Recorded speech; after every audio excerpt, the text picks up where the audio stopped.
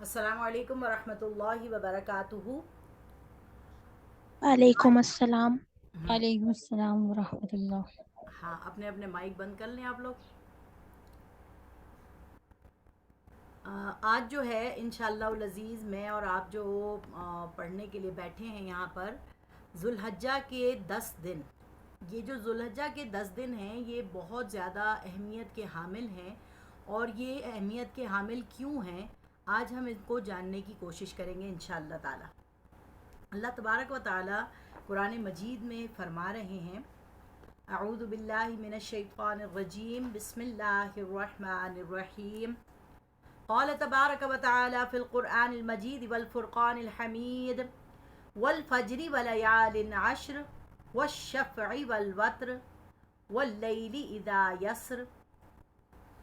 وقال تعالی واتل علیہم نبأ ابراہیم اذ قال لأبیہ وقومہ ما تعبدون قالوا نعبد اصناما فنظل لها عاکفین قال هل يسمعونكم اذ تدعون او ينفعونكم او يضرون قالوا بل وجدنا آباءنا كذلك يفعلون قال افرأيتم ما كنتم تعبدون الى آخر آیہ۔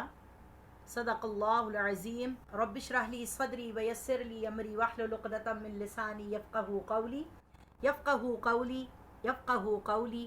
رب زدنی علما، رب زدنی علما، رب زدنی علما۔ ربی انی لما انزلت الی من خیر فقیر، ربی انی لما انزلت الی من خیر فقیر۔ ربی هب لی حکما والحقنی بالصالحین، وجعل لی لسان صدق فی الآخرین، آمین یا رب العالمین۔ اللہ تبارک و تعالی قسم کھا رہے ہیں سورۃ الفجر۔ سورۃ الفجر مکہ مکرمہ میں نازل ہوئی، اس میں 30 آیات ہیں اور ایک رکوع ہے۔ وقت فجر کی قسم، ولیال عشر، اور 10 راتوں کی قسم، والشفع والوتر، اور جفت اور طاق کی قسم۔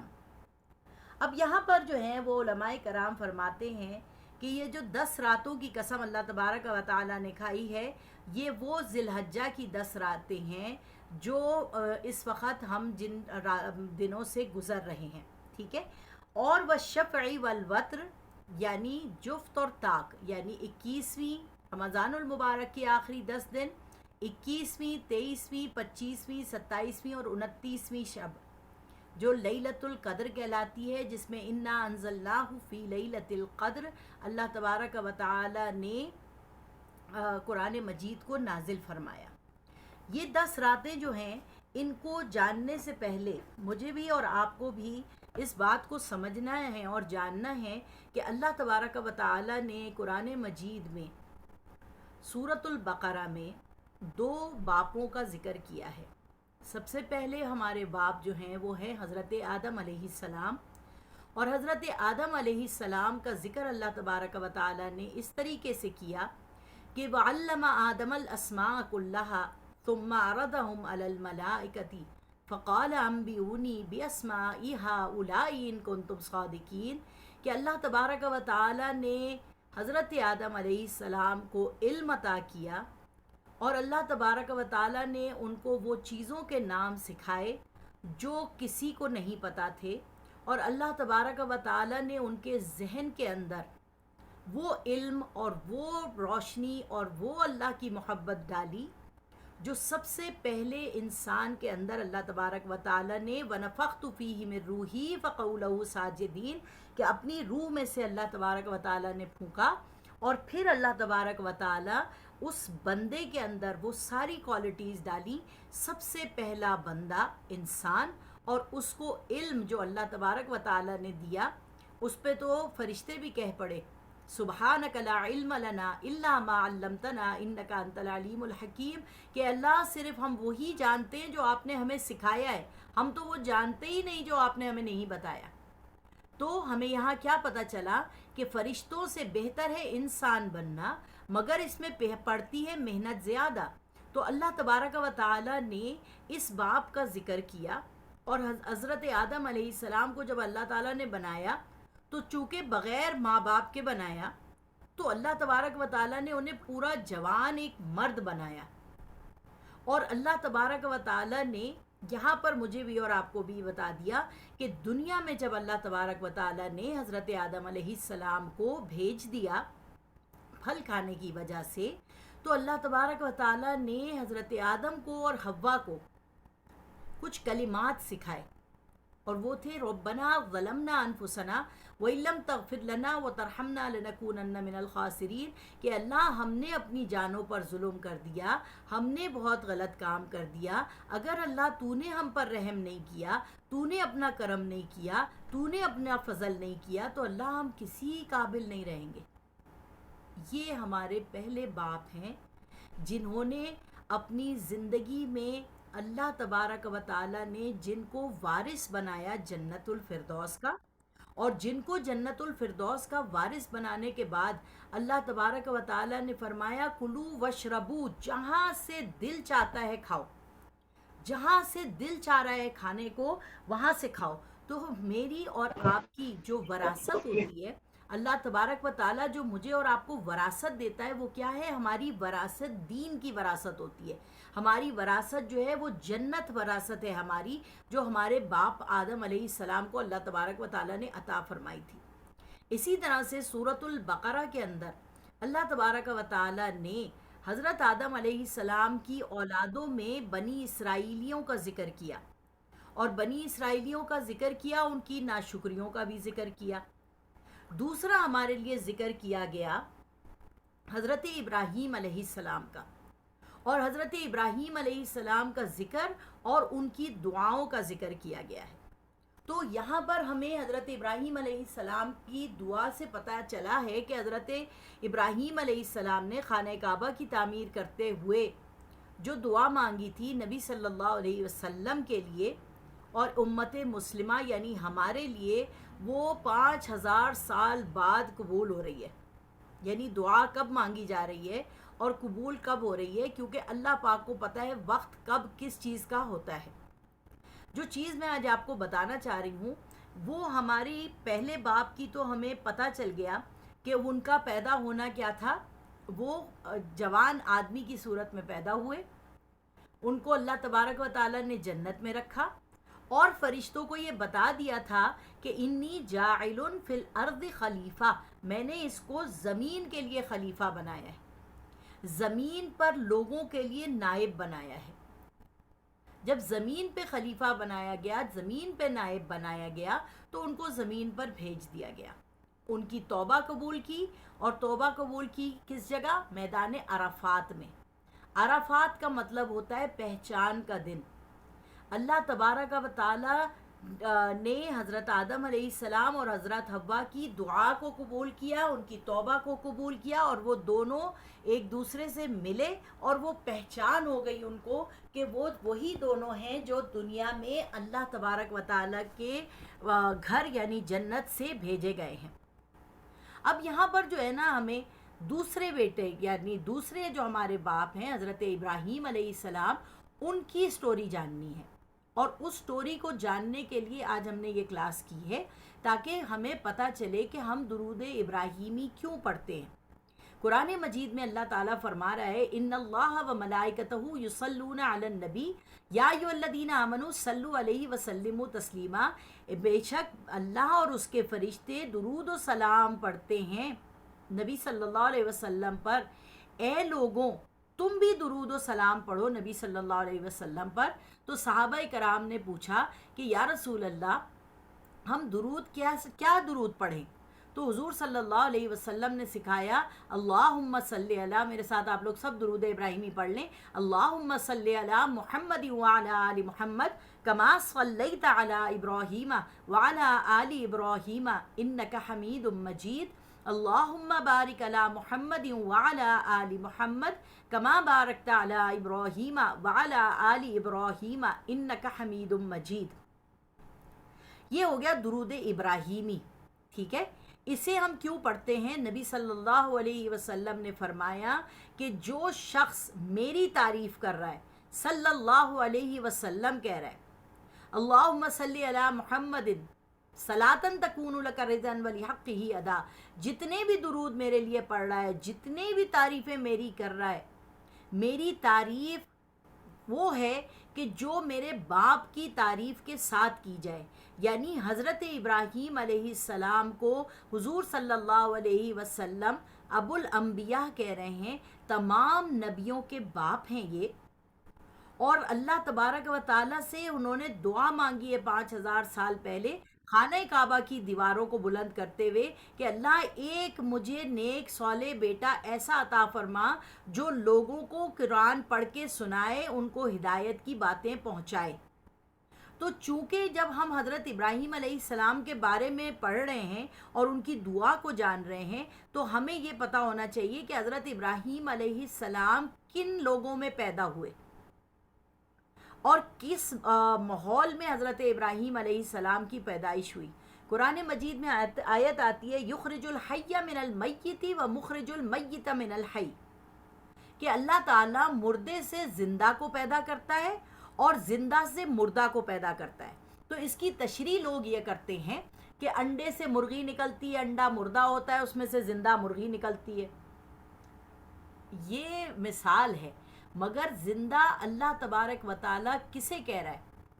मुझे डर है दिले ज़िंदा कहीं तू ना मर जाए कि ज़िंदगी इबारत है तेरे जीने से। यानी अल्लाह जिस दिल में है वो दिल ज़िंदा है अल्लाह के नज़दीक। वो इंसान चलता फिरता जो है ना कारी नज़र आता है, हकीकत में है कुरान।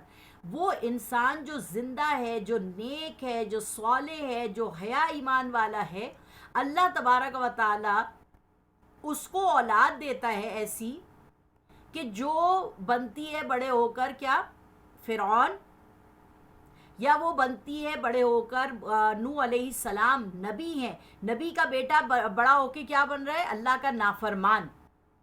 ठीक है, तो क्या पता चला कि ज़िंदा से अल्लाह ताला ने एक मुर्दा पैदा किया और अल्लाह तबारक व ताला ने फरमाया कि इसको अपने घर वालों में मत कहो ए नूह। क्यों? क्योंकि ये मेरा नाफरमान है, तो ये ज़िंदा लाश है मेरे लिए, इसकी कोई हैसियत और कोई वक़्त नहीं है। समझ आ रही है बात की? और इसी तरीके से जो लोग जो बुरे हैं, जैसे हज़रत इब्राहीम अलैहिस्सलाम के जो वालिद हैं ना, वो उनको कहते हैं आज़र। हज़रत इब्राहीम अलैहिस्सलाम के वालिद का नाम है आज़र। आज़र कौन था? आज़र कहते हैं अरबी ज़बान में किसी चीज़ को घसीटना। ठीक है, तो इनका जो बाप था आज़र, वो बुत बनाने के लिए पत्थरों को घसीटता था और उनसे बुत बनाता था और उन बुतों को बनाने के बाद वो उनको बेचता था। ठीक है, तो उसने ये दुआ मांगी थी जैसे हर माँ बाप दुआ मांगते हैं कि अल्लाह मुझे नेक सौले हया ईमान वाली औलाद अता फरमा जो मेरे काम को लेके आगे चले। ठीक है, और मेरे नाम को आगे लेके चले और जो कुछ मैं करता हूँ वो मेरे दस्तों बाजू बन के आगे चले। हज़रत इब्राहीम अलैहिस्सलाम के बाप ने भी ये दुआ मांगी कि भाई मुझे भी अल्लाह बेटा दे जो मेरे साथ मिलकर ये बुतों को बनाए और मेरे साथ मिलके बुतों को बेचे और मेरे साथ काम करे। अल्लाह ताला ने उनको बेटा तो दिया, आज़र को बेटा तो दिया, मगर वो बेटा जो है अल्लाह तबारक व ताला ने चुन लिया। चुन लिया का मतलब क्या?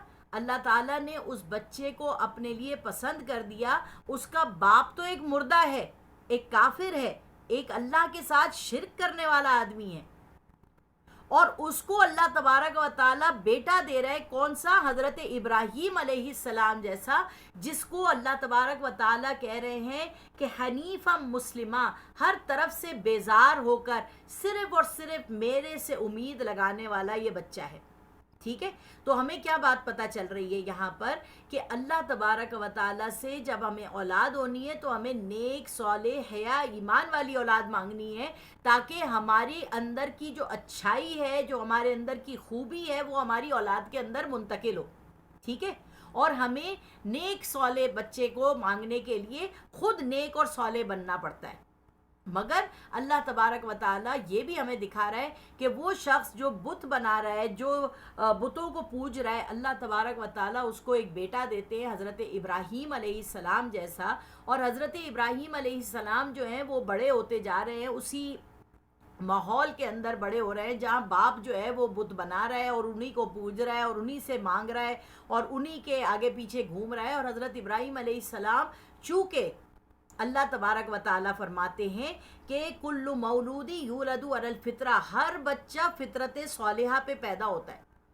तो हज़रत इब्राहीम अलैहिस्सलाम सालिह फितरत पे पैदा हुए। और फितरत क्या है कि इंसान के अंदर ये इन बिल्ट है कि मुझे बनाने वाला कोई और नहीं, अल्लाह है। मैं खुद ब खुद नहीं पैदा हो गया, मुझे किसी ने पैदा किया है। और ये जिनको ये पूज रहा है मेरा बाप या बना रहा है, ये तो मेरा बाप खुद बना रहा है इन्हें और खुद ही इनसे मांग रहा है। तो जब खुद ही इनको बना रहा है और खुद ही इनसे मांग रहा है तो फिर ये तो मेरा रब नहीं हो सकते। तो जैसे जैसे हज़रत इब्राहीम अलैहिस्सलाम बड़े होते गए तो तारीख़ी वाक़यात में आता है कि बाप ने कहा इब्राहीम अलैहिस्सलाम को, आज़र ने कहा कि ये कुछ बुत है मैंने बनाए हैं, जाओ इनको बेच के आओ। तो हज़रत इब्राहीम अलैहिस्सलाम ने क्या किया, बुतों के गर्दनों में रस्सी डाली और उनको बड़ी बेअदबी के साथ जो है वो बेचने के लिए चले गए। ले लो तुम्हारे खुदा बिक रहे। घर वापस आए तो बहुत पैसे लेके आए। तो बाप ने कहा, अरे भाई ये तो बड़ी बात है कि मैं तो बनाता हूँ बुत तो इतने नहीं बिकते, तो इतना मेरा बेटा बेच के आ गया। दूसरी दवा फिर बुत दिए, तीसरी दवा फिर बुत दिए, चौथी दवा सारे लोग आ गए उसके पास, आज़र के पास, कि ये तुम्हारा बेटा क्या कर रहा है, ये इतनी हमारे बुतों की बेइज्जती कर रहा है और उनको रगड़ता हुआ लेके आता है और बेच रहा है उनको, तो तुम इस तरह का काम नहीं करो। अब यहाँ पर पता चलने लगा कि ये हज़रत इब्राहीम अलैहिस्सलाम जो है वो बुतों के ख़िलाफ़ कुछ ना कुछ बोलते ही रहते हैं। ठीक है। अब जैसे जैसे हज़रत इब्राहीम अलैहिस्सलाम जो है वो जवान होना शुरू हुए, और जब वो जवान होना शुरू हुए तो सूरतुल बकरा के अंदर आता है कि हज़रत इब्राहीम अलैहिस्सलाम के कुछ दोस्त थे। ज़ाहिर है उस वक्त दोस्त हैं, बातें कर रहे हैं आपस में एक दूसरे के साथ। तो उनके कुछ दोस्त थे और उन्होंने हज़रत इब्राहीम अलैहिस्सलाम से कहा कि इब्राहीम ये तो बताओ कि तुम क्या समझते हो, यानी ये जो कुछ भी हम लोग बुतों को पूज रहे हैं, क्या मतलब, तुम क्या इनके बारे में तुम्हारा क्या ख्याल है। तो हज़रत इब्राहीम अलैहिस्सलाम जो है वो कहते हैं, मैं निकाल रही हूँ आयत,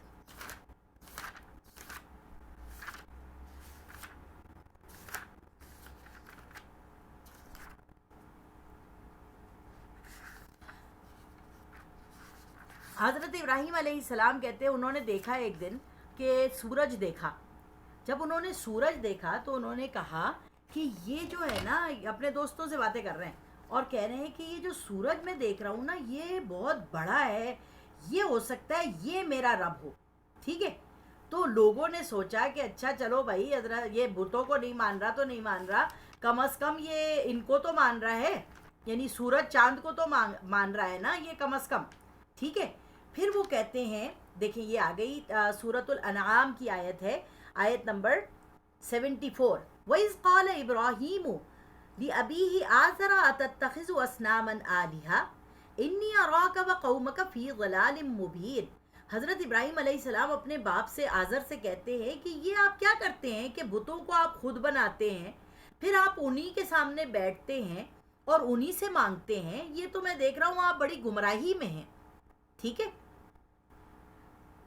हज़रत इब्राहीम, फिर उसके बाद जो है हज़रत इब्राहीम अलैहिस्सलाम कहते हैं कि अच्छा देखें, वकज़ालिका नुरी इब्राहीम मलकूतस समावाति वल अर्ज़।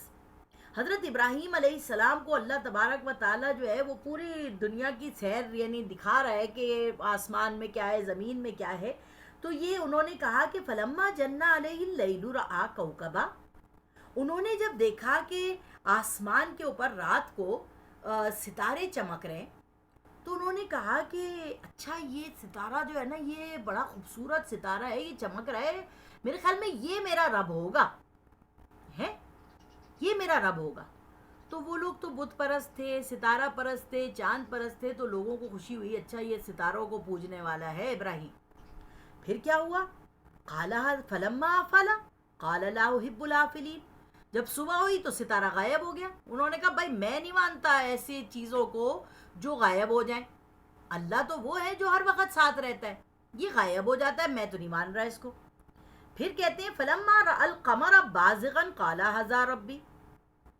फिर उन्होंने देखा चांद को اب چاند جو ہے 14ویں کا چاند فل مون کتنا خوبصورت لگتا ہے.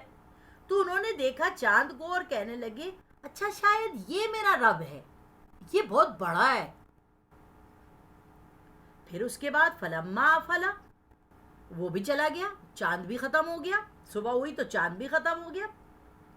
انہوں نے کہا قال لئن لم یهدنی ربی لاکونن من القوم الضالین, اور اللہ کا شکر ہے مجھے اللہ ہدایت دے, میں تو یہ چیزوں کو نہیں مانتا جو چیزیں ختم ہو جاتی ہیں. پھر انہوں نے صبح ہو گئی, فلما رأى الشمس بازغا قال هذا ربی هذا اکبر. پھر انہوں نے سورج دیکھا, انہوں نے کہا اچھا یہ سورج یہ بہت بڑا ہے, او ہو اتنی رات کو یہ نکلا اور یہ صبح ہو گئی اور ساری چیزیں ہمیں نظر آنے لگی, شاید یہ میرے رب ہوگا. فلما فلت, سورج بھی چلا گیا.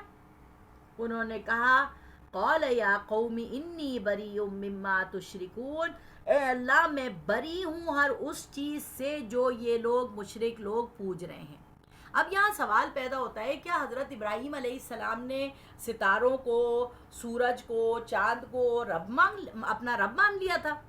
نہیں, انہوں نے رب نہیں مانا تھا, بلکہ یہ وہ کر رہے تھے لوگوں کو دکھانے کے لیے کہ یہ جو چیزیں تم پوج رہے ہو یہ سب کی سب فنا ہو جاتی ہیں, ان کو بنانے والا جو ہے نا هو الحی القیوم ہے, وہ زندہ ہے, وہ قائم ہے. پھر حضرت ابراہیم علیہ السلام کے دعا مانگتے ہیں انی وجہت وجہی للذی فطر السماوات والارض حنیفا وما انا من المشرکین, کہ بے شک میں اپنا چہرہ جو ہے نا اللہ کی طرف کرتا ہوں جس نے آسمانوں کو بنایا ہے اور زمین کو بنایا ہے, اور میں حنیف ہوں. حنیف کا مطلب میں کسی بھی چیز کو نہیں مانتا سوائے کس کے؟ اللہ تبارک و تعالی کے. اللہ فرماتے ہیں وَحَاجَّهُ قَوْمُهُ قَالَ أَتُحَاجُّونِّي فِي اللَّهِ وَقَدْ هَدَانِ. حضرت ابراہیم علیہ السلام نے حجت پیدا کر دی ستارہ پرستوں کے لیے بھی, چاند پرستوں کے لیے بھی, اور سورج پرستوں کے لیے بھی, اور بت پرستوں کے لیے بھی, کہ یہ ساری چیزیں ختم ہو جائیں گی اور رہے گی ذات کس کی؟ اللہ تبارک و تعالیٰ کی. جب حضرت ابراہیم علیہ السلام نے یہ بات کر دی تو اب کیا ہوا؟ اب ان کو پکڑ لیا گیا. اب جب انہیں پکڑ لیا گیا تو اس زمانے میں نمرود تھا, ٹھیک ہے, اور نمرود جو تھا اس نے ان کو بلایا اور انہوں نے کہا کہ یہ تم جو اپنی دعوت پیش کر رہے ہو ذرا مجھے بتاؤ تو صحیح, یہ تم کیا کہہ رہے ہو ہیں, یہ تم کیا کہنا چاہ رہے ہو, کیا مسئلہ ہے تمہارا؟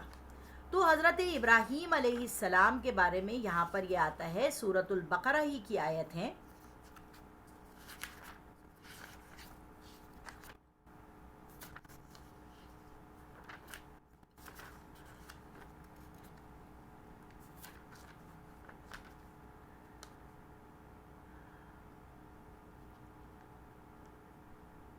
ایک منٹ, الم تر الی الذی حاج ابراہیم فی ربہ ان آتاہ اللہ الملک اذ قال ابراہیم ربی الذی یحیی ویمیت قال انا احیی وامیت قال ابراہیم فإن اللہ یأتی بالشمس من المشرق فأت بها من المغرب فبہت الذی کفر واللہ لا یہدی القوم الظالمین. سورۃ البقرہ کی آیت نمبر ہے 258, ٹھیک ہے. اس میں جو ہے نا نمرود جو بادشاہ تھا اس نے حضرت ابراہیم علیہ السلام کے بارے میں جب سنا کہ یہ تو بچہ جو ہے نا یہ کچھ الگ الگ قسم کی باتیں کر رہا ہے ہمارے معبودوں کے بارے میں, تو اس نے بچے کو بلوایا اور پوچھا کہ ہاں بھائی تمہارا رب کیا ہے؟ تو کیا آپ نے نہیں دیکھا؟ یہ حضور صلی اللہ علیہ وسلم کو اللہ تبارک و تعالیٰ ایسے بتا رہے ہیں اسٹوری جیسے حضور صلی اللہ علیہ وسلم دیکھ رہے ہیں اس چیز کو. ہمیں بھی اللہ تبارک و تعالیٰ یہ بتا رہے ہیں کہ کیا تم نے نہیں دیکھا اس کو جو ابراہیم سے اس کے رب کے بارے میں جھگڑا کرنے لگا؟ وہ غرور میں تھا کہ اس نے اس کی سلطنت, کہ اللہ نے اس کو سلطنت بخشی تھی, یعنی جن کے پاس پیسہ, جن کے پاس پاور ہوتا ہے نا, وہ ذرا اپنے اندر غرور اور تکبر میں آ جاتے ہیں لوگ. تو اس نے غرور اور تکبر میں یہ کہا حضرت ابراہیم سے کہ جب ابراہیم سے پوچھا ہاں بھائی کیا دعوت پیش کر رہے ہو تم, کیا کہنا کیا چاہ رہے ہو تم, تو حضرت ابراہیم علیہ السلام نے کہا میرا رب وہ ہے جو زندہ کرتا ہے اور جو موت دیتا ہے. سمجھ میں؟ میرا رب وہ ہے جو زندگی بھی دیتا ہے اور موت بھی دیتا ہے. اس پہ وہ بولا کہ میں بھی زندگی دیتا ہوں اور موت دیتا ہوں. حضرت ابراہیم نے کہا کیسے؟ اس نے 2 قیدی بلوائے اور جس کو سزائے موت ہونے والی تھی اس کو آزاد کر دیا اور جس کو آزاد ہونا تھا اس کو موت دے دی. کہا دیکھو میں بھی زندگی دینے والا ہوں میں بھی موت دینے والا ہوں. اب حضرت ابراہیم علیہ السلام نے دوسری بات کی, میرا رب تو مشرق سے سورج کو نکالتا ہے, تو ذرا مغرب سے نکال کے دکھا دے. یعنی اللہ تبارک و تعالیٰ تو سورج کو مشرق سے نکالتا ہے. تو اللہ ہے نا, تو اپنے آپ کو رب کہہ رہا ہے نا, تو ایسا کر یہ مشرق کے سورج کو نہیں بلکہ مغرب سے سورج کو نکال دے. تو یہاں پہ لفظ آتا ہے فَبُهِتَ الَّذِي کفر, پھر وہ جو ہے نا وہ آگے کچھ بول نہیں سکا. اور جیسے جب کوئی آگے سے جواب نہیں دے سکتا تو ان کو جو ہے نا سینٹینس آف موت دینی تھی. ان کو جو ہے نا یہ کہنا تھا کہ بس اس کو جو ہے نا جلا دو. نمرود کو سزا کیا ملی؟ اللہ تبارک و تعالیٰ نے ایک لنگڑا مچھر ناک کے ذریعے نمرود کے دماغ میں پہنچا دیا, اور یہ ہوا کہ یہ نمرود جو تھا وہ اپنے سر پہ تھپڑ مارتا تھا جب, تو اس کو سکون ملتا تھا, اور جب وہ ایسے ہی بیٹھتا تھا تو وہ مچھر جو تھا نا اس کے دماغ کے اندر گھومتا رہتا تھا گھومتا رہتا تھا گھومتا رہتا تھا. تو وہ اپنے سر پہ جوتیاں پڑواتا تھا. ایک دن اس کے غلام مار مار کے جوتیاں تھک گئے تو اس نے اتنی زور سے مارا کہ اس کا سر پھٹ گیا اور وہ مچھر لنگڑا جو تھا وہ اڑ کے چلا گیا.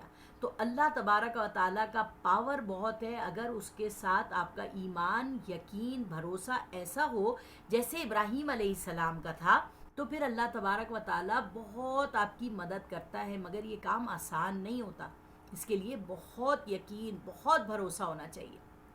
اس واقعہ نمرود سے پہلے یا اس کے بعد حضرت ابراہیم علیہ السلام کے یہ جو دوست جن کے سامنے یہ چاند میرا رب ہے, سورج میرا رب ہے, ستارے میرا رب ہے کر رہے تھے, تو لوگوں نے کہا کہ ان کے دوستوں نے کہا ارے بھائی ابراہیم ایک بہت زبردست میلہ لگ رہا ہے فلانی جگہ پہ, تم چلو گے ہمارے ساتھ؟ یہ قرآن کے قصے ہیں جو میں آپ کو سنا رہی ہوں, تم چلو گے ہمارے ساتھ؟ تو حضرت ابراہیم علیہ السلام نے کہا انی سقیم, میں بیمار ہوں. بیمار سے مراد کیا؟ یعنی میں بیزار ہوں تم لوگوں کے ان بت پرستوں سے. ٹھیک ہے. ان دوستوں نے کہا ارے پتہ ہے تمہیں الگ الگ شہروں سے, ملکوں سے الگ الگ لوگ اپنے اپنے بت لے کے آئیں گے, ہم ان کے بت خریدیں گے, وہ ہمارے بت خریدیں گے, یہ ایک بڑا اچھا ایک ہمارے لیے جو ہے نا وہ ہوتا ہے, سب جا رہے ہیں تم بھی چلو. حضرت ابراہیم نے کہا انی سقیم, میں بیمار ہوں.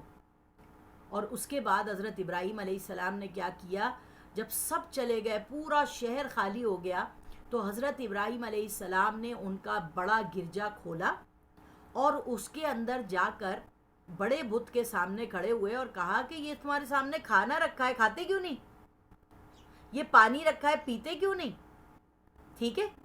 اس کے بعد اس بڑے والے جو بھگوان تھا نا ان کا, اس کے ہاتھ میں ایک کلہاڑی تھی. حضرت ابراہیم نے وہ کلہاڑی اٹھائی اور اس سے سارے جو چھوٹے بت کھڑے ہوئے تھے نا اس مندر کے اندر, ان سب کو حضرت ابراہیم علیہ السلام نے توڑ دیا. اور توڑنے کے بعد کیا کیا, حضرت ابراہیم علیہ السلام نے وہ جو آلہ تھا نا جس سے توڑا تھا حضرت ابراہیم نے بڑے والے بت کا, اسی کو وہ بت کو پکڑا دیا آلہ, اور گھر گئے اور سو گئے. اب یہ کتنا بڑا ڈیرنگ کام کیا تھا حضرت ابراہیم علیہ السلام نے. یہ ڈیرنگ کس نے ان کو دی؟ اللہ تبارک و تعالیٰ نے دی. یہ واحد نبی ہیں جنہوں نے بتوں کو توڑا. حضرت نوح علیہ السلام کے زمانے سے بت پرستی شروع ہوئی تھی, مگر بت کسی نے بھی توڑے نہیں سوائے حضرت ابراہیم علیہ السلام کے.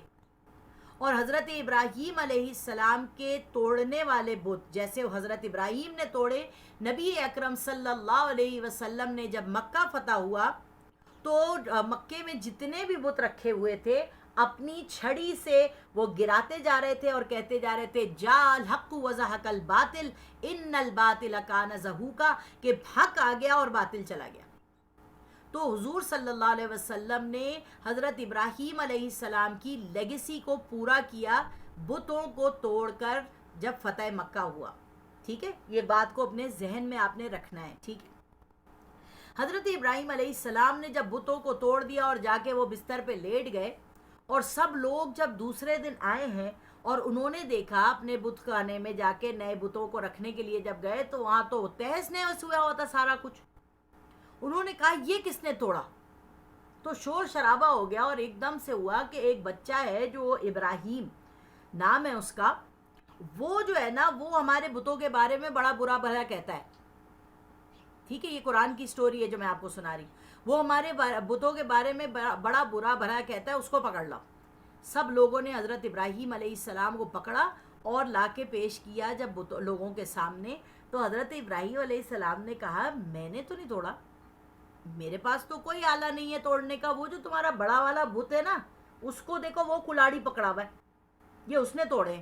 اس کو غصہ آیا ہوگا اس بت کو، اس نے توڑے. تو وہ لوگ کافروں نے کہا ابراہیم تمہیں پتہ نہیں ہے کہ یہ کچھ نہیں کر سکتے؟ تو ابراہیم علیہ السلام نے کہا کہ جب تم جانتے ہو کہ یہ کچھ نہیں کر سکتے، یہ تمہاری دعا نہیں سن سکتے، یہ تمہاری پکار نہیں سن سکتے، ان کو تم نے خود بنایا ہے اور خود تم نے ان کو کلر کیا ہے، خود تم نے ان کی ساری چیزیں کر کے تم ان سے مانگ رہے ہو، تو تمہیں سمجھ نہیں آتی؟ تو وہاں پر حضرت ابراہیم علیہ السلام نے سب کو، پوری کی پوری قوم کو ایک طرح سے افینڈ کر دیا، ذلیل کر دیا. ٹھیک ہے، اب سب نے یہ فیصلہ کیا کہ ابراہیم کو ہم سزا دیں گے.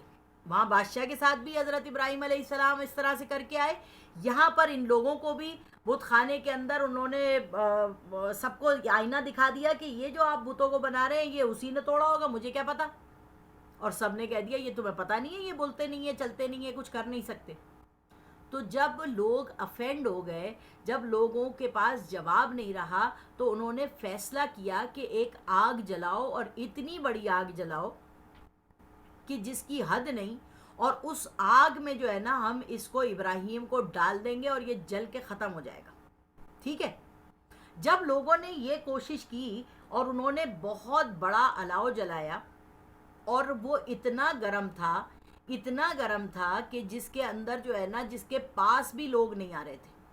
تو حضرت ابراہیم علیہ السلام کو کہتے ہیں جھولے میں لٹایا گیا اور اس کو جھولے کو دھکا دیا گیا کہ وہ آگ میں گر جائیں. یہاں کچھ روایتوں میں آتا ہے، قرآن مجید میں نہیں ہے، روایتوں میں یہ ملتا ہے کہ جبرائیل علیہ السلام آئے اور انہوں نے کہا کہ ابراہیم اگر تم کہو تو میں تمہاری مدد کروں، پھونک ماروں یہ آگ بجھ جائے گی، یا بارش برسا دوں.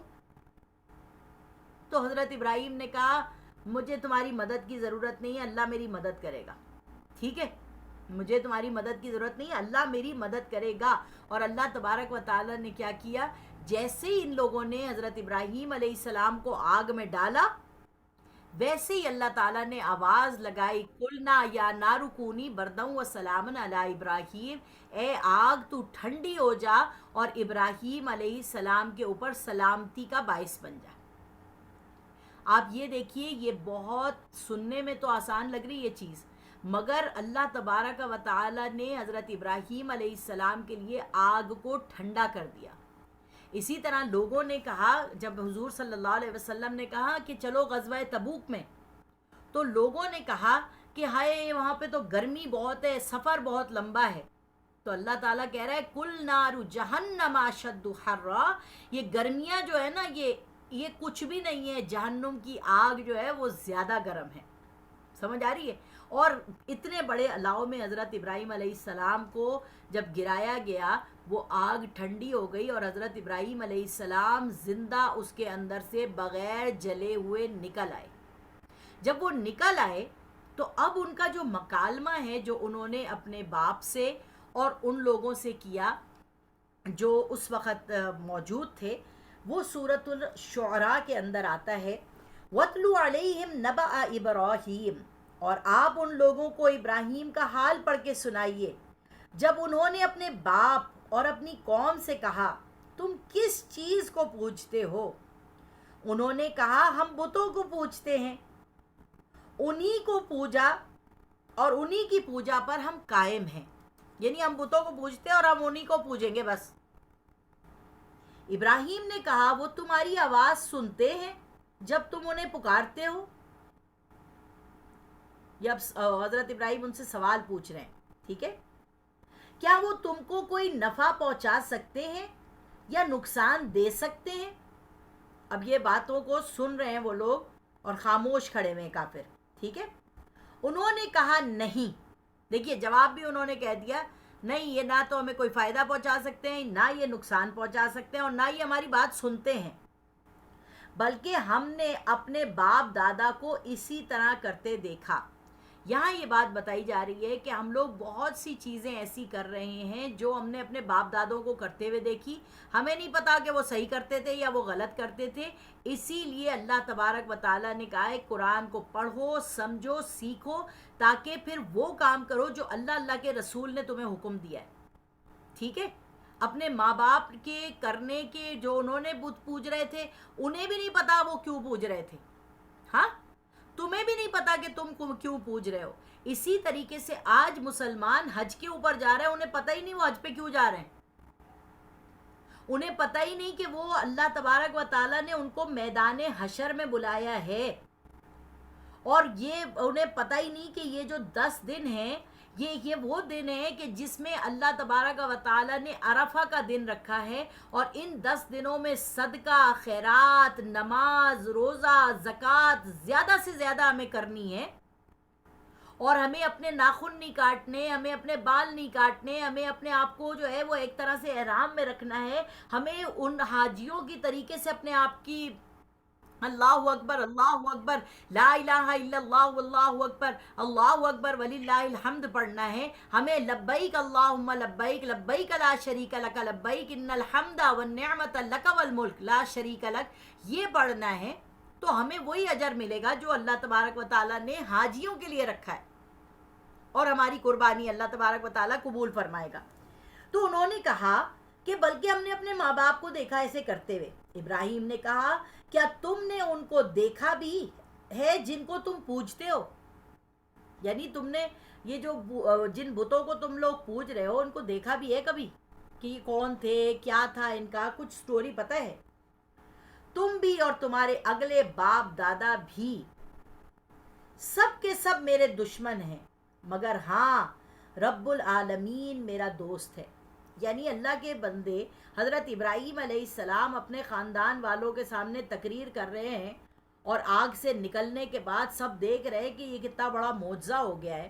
اور حضرت ابراہیم علیہ السلام کہہ رہے ہیں کہ بھائی تمہارے باپ دادا بھی غلط تھے، تم بھی غلط تھے، اور ابھی بھی غلط ہو، تو اپنے آپ کو ٹھیک کر لو بھائی، اور تم سب کے سب میرے دشمن ہو اللہ رب العالمین، اور اللہ میرا دوست ہے. سمجھ میں آ رہی ہے؟ اللہ میرا دوست ہے. الذی خلقنی فہو یہدین. اب لوگوں نے کہا دفع ہو جاؤ یہاں سے، تم نکلو، بس ہمارے شہر سے نکل کے چلے جاؤ تم. تو وہ کہہ رہے ہیں حضرت ابراہیم علیہ السلام، یہ بہت خوبصورت دعائیں ہیں، اور یقین اور بھروسہ، اور جو بچہ جو ہے وہ محلوں میں رہ رہا ہو، جس کا باپ اتنا بڑا بت بنانے والا ہو، جو اتنا ایلیٹ کلاس میں رہنے والا ہو، اور وہ اپنے گھر سے جو ہے وہ نکل کے جا رہا ہے. سمجھ میں آئی؟ تو کیا کہہ رہے ہیں؟ الذی خلقنی فہو یہدین، جس نے مجھے پیدا کیا ہے نا وہی مجھے راستہ دکھائے گا.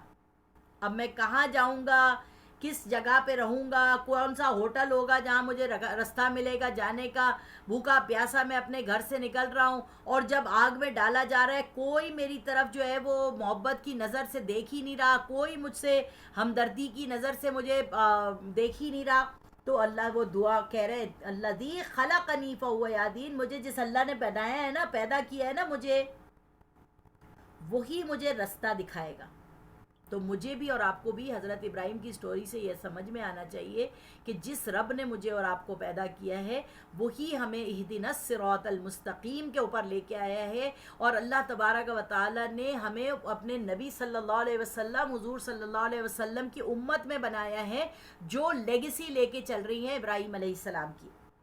اور وہی مجھے کھلاتا بھی ہے اور پلاتا بھی ہے. ایک بچہ جس کو اب وہ گھر سے نکل رہا ہے، ایک ینگ لڑکا ہے، اب اس کو بھوک بھی لگے گی، اسے پیاس بھی لگے گی، کہاں نکل کے وہ جائے گا اپنے اس تکلیف کے عالم میں، وہ کہہ رہا ہے بھروسے سے وہی مجھے جس نے مجھے پیدا کیا وہی مجھے رستہ دکھائے گا، وہی مجھے کھلاتا بھی ہے، وہی مجھے پلاتا بھی ہے، اور اگر میں بھوک کی وجہ سے، گرمی کی وجہ سے، پریشانی کی وجہ سے اگر میں بیمار بھی پڑ جاؤں گا نا تو وہی مجھے شفا دے گا۔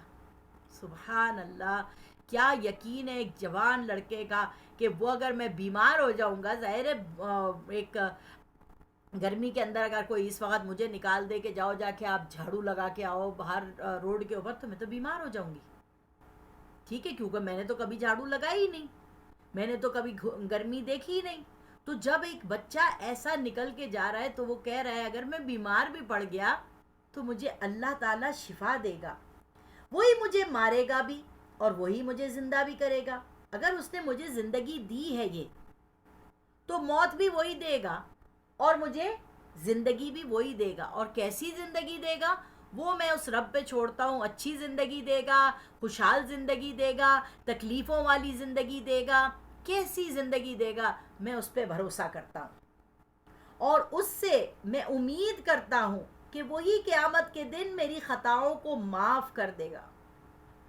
اب یہاں پر دیکھیے وہ دعا مانگ رہے ہیں، ربی حبلی، یہ دعا میں بھی کرتی ہوں جو آپ لوگوں سے کہتی ہوں آمین کہے، ربی حبلی حکماؤ نہیں، والذی اطمع ان یغفر لی خطیئتی یوم الدین، اور میں امید کرتا ہوں وہ میری قیامت کے دن میری خطاؤں کو معاف کرے گا۔ اب یہاں پر دیکھیے خطا کون سی کی انہوں نے؟ اللہ تبارک و تعالیٰ نے کہا ہے نا ماں باپ کے ساتھ اف بھی مت کرو، اپنے لہجے کو نرم رکھو۔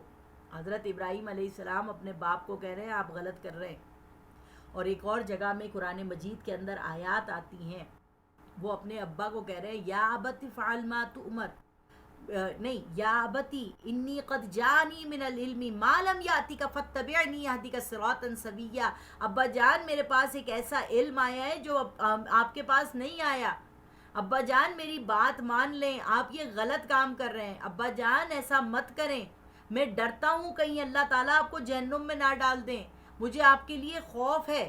وہ اپنے باپ کو سمجھا رہے ہیں، اپنے باپ کو پیار سے کہہ رہے ہیں، مگر جب نہیں سن رہے تو لا طاعت لمخلوق فی معصیت الخالق، اللہ تعالیٰ فرماتا ہے کوئی میری نافرمانی کر رہا ہو تو کسی انسان کی اطاعت کرنا جائز نہیں ہے۔ اگر وہ انسان میری نافرمانی کر رہا ہو تو حضرت ابراہیم علیہ السلام کو پتہ ہے کہ اگر اللہ سے کوئی دعا مانگنی ہے تو پہلے کیا کرنا ہے؟ معافی مانگنی ہے اللہ سے، اللہ میرے گناہوں کو معاف کر دے، میری خطاؤں کو معاف کر دے، میری لغزشوں کو معاف کر دے، میری کوتاہیوں کو معاف کر دے، اے اللہ مجھے معاف کر دے، اگر مجھ سے کوئی بھی غلط بات ہو گئی ہے اے اللہ مجھے تو معاف کر دے، اور قیامت کے دن میری خطاؤں کو بالکل مجھ سے دور کر دینا۔ آگے دیکھیے یہ بہت خوبصورت دعا ہے، ربی حبلی حکما والحقنی بالصالحین، اے میرے رب تو مجھے حکمت عطا فرما اور مجھے نیک لوگوں میں شامل فرما۔ حکمت کیا مطلب؟ دیکھیے بچہ بولنا سیکھ لیتا ہے جب وہ 2 سال کا ہوتا ہے، 1 سال کا ہوتا ہے، ٹھیک ہے، بڑے ہو کے ہم یہ نہیں سیکھ پاتے کہ کب کیا بولنا ہے، کس سے بولنا ہے، کیسے بولنا ہے۔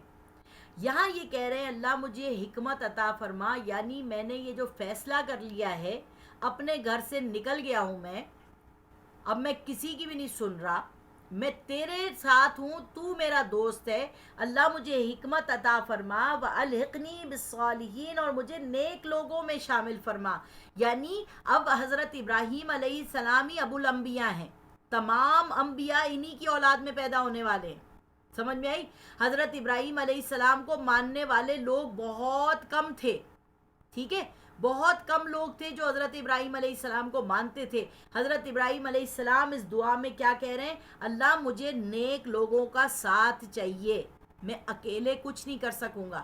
تو اللہ تعالیٰ نے ان کے ساتھ حضرت سارہ کو کر دیا جو ان پہ ایمان لے آئیں، ان کی بیوی، اور ان کے ساتھ حضرت لوط علیہ السلام کو کر دیا، یعنی یہ تینوں لوگ جو ہے وہاں سے نکل پڑے اور اپنے گھر بار کو چھوڑ کر، سب چیز چھوڑ کر اللہ تبارک و تعالیٰ کے بھروسے پر نکل گئے۔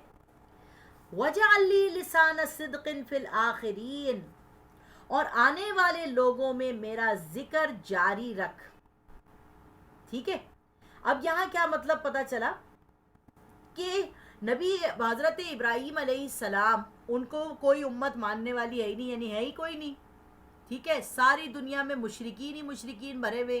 حضرت ابراہیم علیہ السلام اب آئے ہیں، ان کو اب اللہ کی پہچان ہوئی ہے، اللہ تبارک و تعالیٰ نے ان سے اپنا یہ بات کروا دی ہے، وہ نکل پڑے ہیں یہاں پر سے، اور ان کے ساتھ ان کی بیوی اور ان کا بھتیجا ساتھ میں ہے ان کے، اور وہ جو ہے نا اللہ تعالیٰ سے کہہ رہے ہیں کہ یہ جو میرے ساتھ واقعہ پیش آ رہا ہے، یہ جو کچھ بھی ہے نا، اللہ تعالیٰ ایک زبان مجھے ایسی دینا نیک لوگوں کی، جن لوگوں میں یعنی آنے والے لوگوں میں میرا ذکر جاری رکھ. کا کیا مطلب ہے؟ یعنی لوگوں کو پتہ کیسے چلے گا کہ کیا سٹرگل میں نے کیا، سمجھ میں آئی؟ تو اللہ تبارک و تعالیٰ نے 5000 سال بعد نبی پاک صلی اللہ علیہ وسلم کو پیدا فرمایا، جو ان پہ درود ابراہیمی پڑھنے کا حکم دے رہے ہیں کہ دیکھو یہ وہ ہمارا باپ ہے جس نے کیا کیا تھا، اپنے گھر کو چھوڑا، اپنے وطن کو چھوڑا، اپنے آرام کو چھوڑا، اپنے عیش کو چھوڑا اور ہمارے لیے نکل پڑے، اور پھر زندگی میں ایک ٹریولر کی حیثیت سے رہے، ہر جگہ جاتے تھے اور جا کر لوگوں کو سمجھاتے تھے، جا کے لوگوں کو بتاتے تھے، جا کے لوگوں کو سب کام کرتے تھے، اور بوڑھے ہو گئے، اولاد نہیں ہے، بوڑھے ہو گئے، اولاد نہیں ہے. یہاں دعا مانگ رہے ہیں اللہ میرے ذکر کو جاری کر دینا لوگوں کے اندر، وَجْعَلْ لِي مِن وَرَثَةِ جَنَّةِ النَّعِيمِ، اور مجھے جنت نعیم کا مستحق بنا دینا. وراثت کیا ہوتی ہے؟ دیکھیے، ماں باپ کی وراثت اولاد کو ملتی ہے. حضرت ابراہیم علیہ السلام کہہ رہے ہیں اللہ مجھے میرے باپ کی وراثت چاہیے. کون سے باپ کی؟ حضرت آدم علیہ السلام کی وراثت. میں نے آپ کو بتایا نا شروع میں 2 باپوں کا ذکر ہے. پہلا حضرت ابراہیم آدم علیہ السلام کا، اور آدم علیہ السلام کو اللہ تبارک و تعالیٰ نے جنت کا وارث بنایا اور فرمایا جہاں سے دل چاہے آ کے کھاؤ، اس جگہ کے قریب مت جانا. وہ سزا کے طور پہ زمین پہ نہیں آئے تھے، ان کو بنایا ہی گیا تھا زمین کے لیے، اور ان کو جنت میں رکھا گیا تھا، اور وہاں کے جنت کے پھل انہیں کھلائے اس لیے گئے تھے تاکہ میرے اور آپ کے اندر وہ شوق پیدا ہو کہ ہم نے اسی جنت میں جانا ہے. فَفِرُّوا إِلَى اللَّهِ، اللہ کی طرف دوڑ لگا کے جانا ہے. اور اِنَّا لِلَّهِ وَإِنَّا إِلَيْهِ راجعون کا مطلب کیا ہے؟ اللہ ہم تیرے پاس سے ہی آئے اور تیرے پاس ہی ہمیں واپس جانا ہے. سمجھ آ رہی ہے؟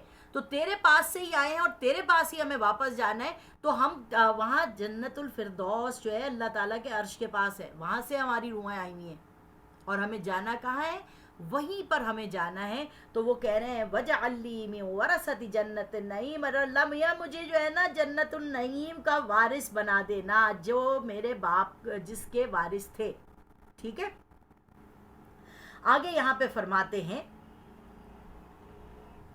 وَلَا تُخْزِنِي يَوْمَ يُبْعَثُونَ، اور جس دن لوگ اٹھا کھڑا کیے جائیں گے مجھے رسوا نہ کرنا.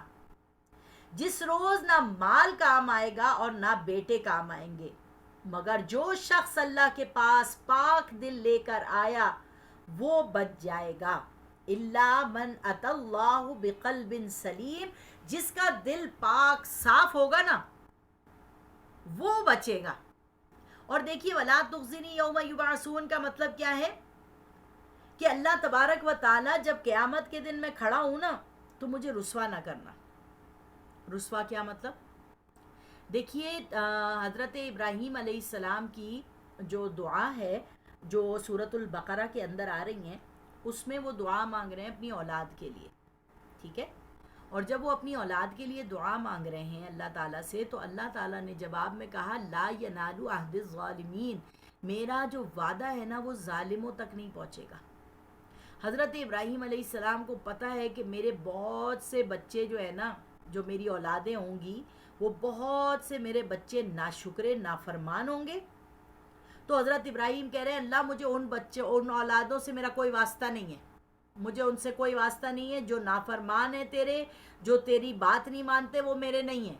اور جو فرما بردار ہیں، جو چاہے یہودیوں میں تھے، عیسائیوں میں، کسی میں بھی ہیں، جو فرما بردار تھے جن سے تو راضی ہے اللہ، وہ میرے ہیں، وہ میرا اہل ہے. اور جو نافرمان ہے وہ ان سے میں اپنے آپ کو بیزار کر دیتا ہوں. جیسے وہ اپنے باپ سے اور اس خاندان سے بیزار ہو کے نکلے تھے اور کہا تھا یہ سارے میرے دشمن ہیں, اسی طرح حضرت ابراہیم علیہ السلام کہہ رہے ہیں کہ اللہ پاک مجھے قیامت کے دن میری اولاد اور میرے مال سے مجھے رسوا مت کرنا کہ میں رسوا ہو جاؤں کہ میری اولاد یہ نکلی ہے بری. ایسی میری اولاد تھی نافرمان. اللہ مجھے نافرمانوں کے ساتھ میرا کوئی رشتہ نہیں ہے. یعنی انہوں نے ہم کو یہ سوچنا ہے کہ ہم جو نافرمانیاں کر رہے ہیں حضرت ابراہیم علیہ السلام کی لینیج کی, ہم جو ناشکریاں کر رہے ہیں, ہمارے کو انہوں نے کہہ دیا یہ میرے میں سے ہے ہی نہیں. اللہ تعالیٰ کہہ رہا ہے پر میں ان کو فائدہ دوں گا دنیا کا بہت سا, یعنی ان کو کھانے کو بھی دوں گا, پینے کو بھی دوں گا, سب کچھ دوں گا, مگر میں ان کو جنت نہیں دوں گا. تو اللہ کے رسول نے کہہ دیا مجھے چاہیے, مجھے وہ بچے ہی نہیں چاہیے جو جنت کے وارث نہ ہوں. ٹھیک ہے, اور جس روز مال بھی کام نہیں آئے گا, آپ اپنا لاکھوں درہم دے دیں, کتنے بھی پیسے دے دیں آپ, وہ کام نہیں آئے گا. اب آپ دیکھیے کتنے لوگ مر جاتے ہیں, ان کے لواحقین کا نام ذکر کچھ بھی نہیں آتا. ابھی ایک 5 لوگ جو ہے ایک آپ دوز میں نیچے جاتے ہیں اور 15 کروڑ لوگ 15 کروڑ روپے دے کر ایک آدمی اپنے بیٹے کو لے کے جاتا ہے اور وہ کشتی میں مر جاتا ہے 4000 فٹ کی گہرائی میں. یعنی پیسہ خرچ کر کے اس نے اپنی موت خرید لی. آپ کو پتہ ہے یہ بات اس سے ریلیونٹ نہیں ہے مگر ریلیونٹ بہت ہے.